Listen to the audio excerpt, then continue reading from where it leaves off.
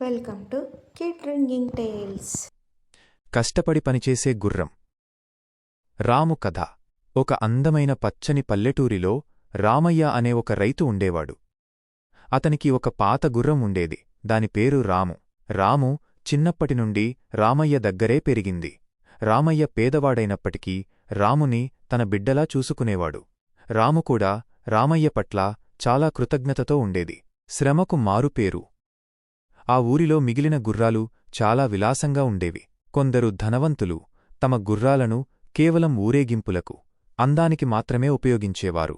కాని రాము అలా కాదు. తెల్లవారుజామునే నిద్రలేచి రామయ్యతో కలిసి పొలానికి వెళ్లేది.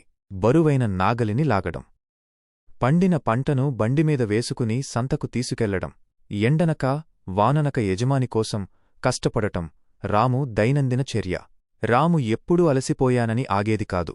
తన యజమాని కష్టాన్ని తగ్గించడానికి అది శక్తికి మించి పనిచేసేది. ఇతర గుర్రాలు రామును చూసి ఎగతాళి చేసేవి. నువ్వు ఇంత కష్టపడి ఏం సాధిస్తావు? నీ యజమాని నీకు ఇచ్చేది కేవలం గడ్డి మాత్రమే కదా అని హేళన చేసేవి.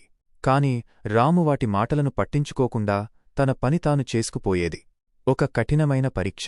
ఒక ఏడాది ఆ గ్రామంలో తీవ్రమైన కరువొచ్చింది. వర్షాలు లేక పంటలు పండలేదు. రామయ్యకు తినడానికి తిండి కూడా కరువైంది. ఊరిలో ఉన్న ధనవంతులు తమ గుర్రాలకు ఆహారం పెట్టలేక వాటిని వదిలేశారు, లేదా తక్కువ ధరకు అమ్మేశారు. రామయ్య పరిస్థితి కూడా చాలా దారుణంగా ఉంది. ఒకరోజు రామయ్య రాము దగ్గరకు వచ్చి కన్నీళ్లతో ఇలా అన్నాడు. రాము, నిన్ను పోషించే శక్తి నాకు లేదు. నిన్ను వేరేవాళ్లకి అమ్మడం నాకిష్టం లేదు. కాని నీ ఆకలి నేను చూడలేకపోతున్నాను. రాము యజమాని బాధను అర్థం చేసుకుంది. అది తన యజమానిని వీడి వెళ్లాలని అనుకోలేదు. ఆ రాత్రి రాము ఒక నిర్ణయం తీసుకుంది. ఎలాగైనా తన యజమానిని ఈ కష్టం నుండి గట్టెక్కించాలని అనుకుంది. మరుసటి రోజు ఉదయం రాము ఎవరికీ చెప్పకుండా అడవివైపు పరుగెత్తింది. అక్కడ ఎక్కడో లోతైన లోయలో ఒక అరుదైన మూలిక ఉందని రాము విన్నది. ఆ మూలికను తెచ్చి ఇస్తే పక్క రాజ్యపు రాజుగారు చాలా ధనం ఇస్తారని ప్రజలు చెప్పుకునేవారు. కాని ఆ దారి చాలా ప్రమాదకరమైనది. రాము కొండలు, కోనలు దాటింది. దారిలో రాళ్లు గుచ్చుకున్నాయి, ముళ్ళు గీసుకుపోయాయి.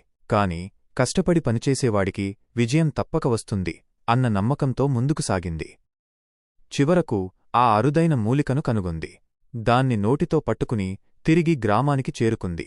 రాము తిరిగి వచ్చేసరికి రామయ్య తన గుర్రం కనిపించడం లేదని ఏడుస్తున్నాడు. రాము తన నోటితో ఆ మూలికను రామయ్య చేతిలో పెట్టింది. రామయ్యకు మొదట అర్థం కాలేదు.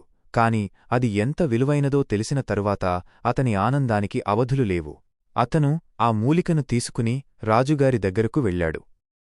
రాజుగారు చాలా సంతోషించి రామయ్యకు బంగారు నాణేలు మరియు కొంత భూమిని బహుమతిగా ఇచ్చారు. రామయ్య పేదరికం పోయింది. ముగింపు. రామయ్య ధనవంతుడైన తరువాత కూడా రామును అలాగే ప్రేమగా చూసుకున్నాడు. ఇప్పుడు రాముకు మంచి పచ్చిక ఉండటానికి గొప్ప శాల ఉన్నాయి.